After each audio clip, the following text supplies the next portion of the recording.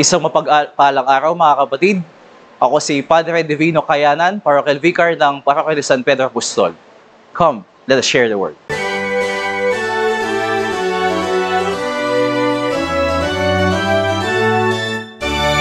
Isa sa mga bagay na kilala sa akin ng mga naging seminarista noon sa minor ng Coiformator pa yung pagkahumaling ko sa mga superhero. At incidentally, isa sa mga santo na hinahangaan ko na ating ginugunita sa araw na ito ay si San Padre Pio ng Pietrelcina, o mas kilala sa tawag na Padre Pio.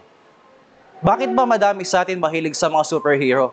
Madami sa atin kinakailangang may tingalain, iniidolo, at nagiging modelo para sa ating buhay. At ang mga santo ng ating Santa Iglesia ay binibigay sa atin ng Diyos bilang mga modelo natin kung paano natin siya tutularan sa ating pagtahak sa landas ng kabanalan.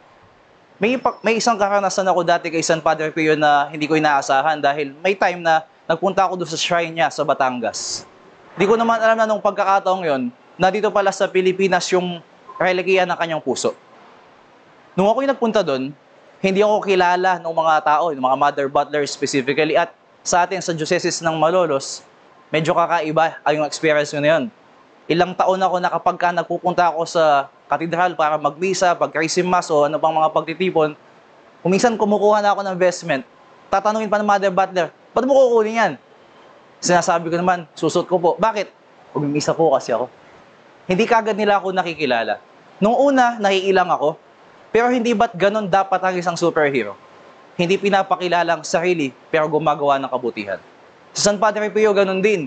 Hindi niya gustong sumikat, pero sumikat siya nang hindi sinasadya dahil sa kanyang kabutihan, dahil sa kanyang kabanalan. Kaya nga, sabi nga nung naging teacher ko dati sa mga santo, pwede nga nating sabihin si San Padre Pio isang super saint. Buhay pa siya. Madami ng himala na attributed sa kanya. Nagbabilocate, nalalaman kung anong laman ng puso, pero ang pinakamahalaga, ginagaya si Kristo. To the point, nagkaroon din siya ng mga sugat sa kanyang palad na tinatawag nating stigmata.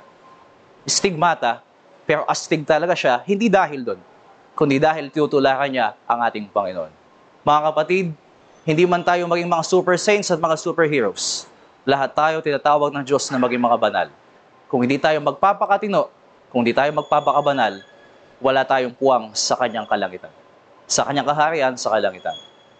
Sana tumulad tayo kay San Padre Pio, ang santong dakila, hindi dahil sa kanyang mga nagawa, kundi dahil sa kanyang kapakumbabaan at pagsunod sa kabila ng pagtatago sa kanya ng simbahan. Manalangin tayo. Ama naming makapangyarihan, binigyan mo kami ng isang huwaran sa kabanalan si San Padre Pio ng Pietrelcina. Nawa kaming lahat, sa kabila ng mga sugat na mayroon kami sa puso, maging bukas palad pa rin kami sa pagbibigay ng aming sarili, ayon sa halimbawang iniwan ng iyong anak. Sa pamamagitan ng mga panalangin ni San Padre Pio, nawa kaming lahat, maging pagkakataon ang aming buhay na maipakilala ang iyong anak sa lahat. Ito ang aming pagsamos ng ngalan ni Kristo ng aming Panginoon kaysa ng Espiritu Santo, magpasawalang hanggan. Amen. Sa ngalan ng Ama, at ng Anak at ng Espiritu Santo.